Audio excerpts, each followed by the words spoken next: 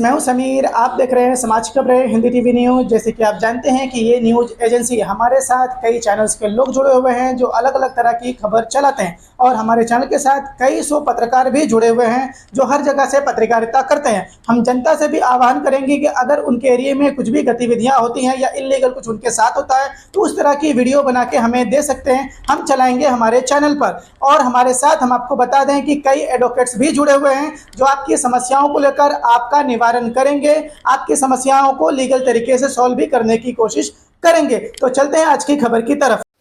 पूरी की पूरी बीजेपी, मोदी सरकार के मंत्री और सांसद लगातार झूठ बोलते हैं। आज कर्नाटका के उप मुख्यमंत्री डीके शिव कुमार जी को लेकर उन्होंने झूठ फैलाने की हर संभव कोशिश करी, पूरे दिन जुटे रहे। यही नहीं, कर्नाटका में मुस्लिम आरक्षण को लेकर भी निरंतर आपको झूठ बताया गया है और इसलिए आपका सच जानना जरूरी है।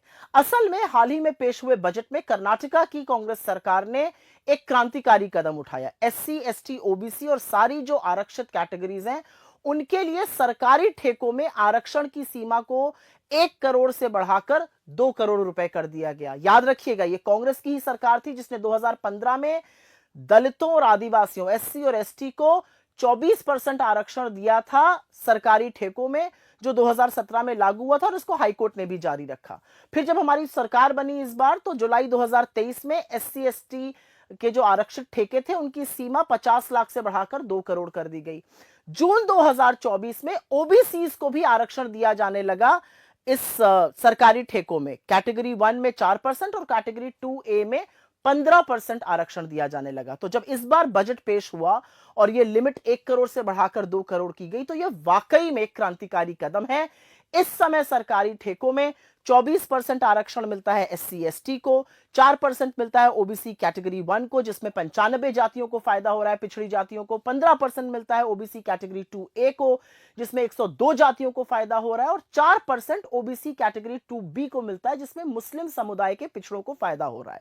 ये जो पिछड़े वर्ग की कैटेगरी है ये 1994 में तय की गई थी। सामाजिक और आर्थिक एक सर्वे हुआ था और उसके बाद मुस्लिम समुदाय के पिछड़ों को कैटेगरी 2B में डाला गया था। यह आरक्षण धर्म के आधार पर नहीं बल्कि पिछड़ेपन, सामाजिक और आर्थिक पिछड़ेपन के आधार पर था। एक मजे की बात यह है कि कर्नाटका में 1994 से ही शिक्षा और सरकारी नौकरी में 2B श्रेणी के तहत पिछड़े वर्ग के मुसलमानों को 4% आरक्षण मिल रहा है। तो जो सरकारें बनी बीजेपी की 31 सालों में, 2006 में बनी, 8 में बनी, 2019 में बनी, उन्होंने कभी इसकी मुखालिफत नहीं की, इसकी कभी खिलाफ नहीं गए। इनफैक्ट 11 साल से जो मोदी सरकार है उन्होंने भी इस आरक्षण पे कभी सवाल नहीं उठाया क्योंकि ये पिछड़ेपन पे आधारित था। तो यकाएक उन लोगों को क्या दिक्कत होने लगी? क्या वो सरकारी ठेकों में दलितों, आदिवासियों, पिछड़ों को मिलने वाले आरक्षण के खिलाफ है, या ये वो वस्तुतः अपने असली रंग दिखा रहे और वो असली रंग हमेशा से आरक्षण के खिलाफ रहा है? असल में तो झूठ परोसने के बजाय नरेंद्र मोदी की सरकार को, उनके मंत्रियों को, उनके सांसदों को खुलकर बताना चाहिए कि आरक्षण पर उनका मत क्या है, क्योंकि बार बार आरएसएस बात करता है आरक्षण के खिलाफ, बीजेपी बिल्कुल चाहती है आरक्षण खत्म हो जाए। अब तथ्य बताने पड़ेंगे, झूठ परोसने से काम नहीं चलेगा। क्या आपका एनजीओ है और काम करने के लिए डोनेशन चाहिए, लेकिन 12 ATG सर्टिफिकेट नहीं होने की वजह से डोनेशन नहीं मिल पा रहा है? तो आप RTI SK एजेंसी से संपर्क करें। RTI SK एजेंसी से संपर्क करके 12 ATG सर्टिफिकेट बनवा सकते हैं। उठाए फोन और लगाएं कॉल